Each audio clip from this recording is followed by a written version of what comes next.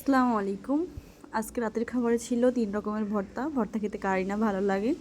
তো ফ্রিজ খুলে দেখি আমার ফ্রিজে একটা লেজ আছে ইলিশ মাছের। তো আমি লেজটার থেকে আরেক টুকরো মাছ বের করে নিয়ে আমি এই যে হলুদ মরিচ মাখিয়ে নিয়ে রেখেছি। সুন্দর করে হলুদ মরিচ, শুকনো মরিচের গুঁড়া ৩টাই মাখিয়ে রেখেছি। মাখিয়ে যে আমি রেখে দিচ্ছি। এখন আমি কড়াইতে তেল গরম করব।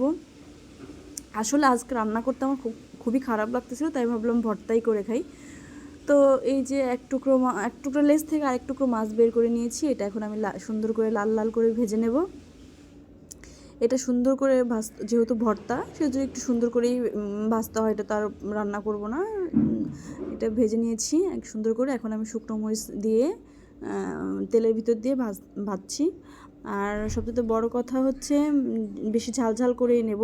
সেই শুকনো মরিচগুলো উঠিয়ে আমি এখন কাঁচা মরিচ রসুন ভেজে নিচ্ছি, কারণ এখানে আমি ধনেপাতার ভর্তাটাও করব।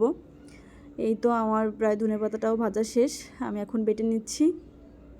আমার ধনেপাতাটাও বাটা শেষ। এখন আমি ইলিশ মাছের লেজ থেকে কাটাগুলো বেছে নিব। হাত দিয়েই বাছবো, মাছটা আমার ঠান্ডা হয়ে গেছে। আমি হাত দিয়েই বেছে নিয়েছি খুব সুন্দর করেই। ছোট ছোট কাটা আছে, এগুলা থাকলেও সমস্যা নেই।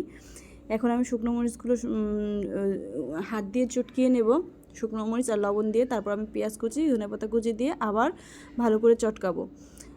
যেহেতু ভর্তা, পেঁয়াজটা একটু মোটামুটি করে কেটে দিয়েছি। মোটা পেঁয়াজের ভর্তা খুবই বেশি ভালো লাগে। আর ভর্তার মেন পার্ট হচ্ছে সরিষার তেল। এটা আমাদের হাতে ভাঙানো সরিষার তেল, এই জন্য ভর্তাটা বেশি ভালো লাগে খেতে। এই যে আমার হয়ে গেছে ইলিশ মাছের লেজ ভর্তা। অনেক সুন্দর হয়েছে, খেতেও খুব মজা লাগবে। তারপর হচ্ছে আমি ভাতের একটু মিষ্টি কুমড়া ভর্তা করেছিলাম, সিদ্ধ করে রেখেছি, সেটাও আমি এখন ভর্তা করে নেব। এই যে আমার রেডি 4 রকমের ভর্তা: ধনেপাতা ভর্তা, ইলিশ মাছের লেজ, মিষ্টি কুমড়া, মরিচ ভর্তা।